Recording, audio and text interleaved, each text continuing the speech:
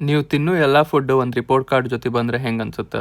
S, Germany ಮಾಡತ್ತ ಅದನ್ನ. ನಾ ಸ್ಟಾರ್ಟಿಂಗಿಗೆ ಜರ್ಮನಿಗೆ ಬಂದಾಗ ಒಂದ್ ಥಿಂಗ್ ನೋಟಿಸ್ ಮಾಡಿದೆ ಶಾಪಿಂಗ್ ಮಾಡೋ ಬಂದಾಗ, ಅದು ಎಲ್ಲಾ ಫುಡ್ ಐಟಮ್ ಎಲ್ಲ ಕಲರ್ಫುಲ್ ಗ್ರೇಡ್ಸ್ ಇರ್ತಿತ್ತು, ABCDE ಅಂತ ಹೇಳಿ. ಆ್ಯಂಡ್ ಇದಕ್ಕೆ ಇಲ್ಲಿ ಇವರು ನ್ಯೂಟ್ರಿ ಸ್ಕೋರ್ ಅಂತ ಹೇಳಿ ಕರೀತಾರೆ.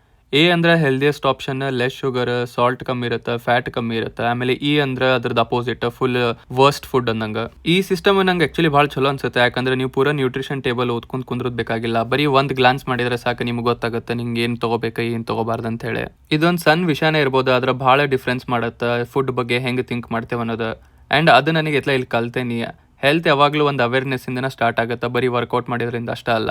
ಯಾಕಂದ್ರೆ ಎಂಡ್ ಆಫ್ ದ ಡೇ ನೀವು ಏನು ತಿಂತೀರಿ ಅದು ನಿಮ್ಮ ಬಾಡಿನ ಬಿಲ್ಡ್ ಮಾಡುತ್ತೆ. ಆಮೇಲೆ ನೀವು ಏನು ಟ್ರೈನ್ ಮಾಡ್ತೀರಿ ಅದು ಶೇಪ್ ಕೊಡುತ್ತೆ.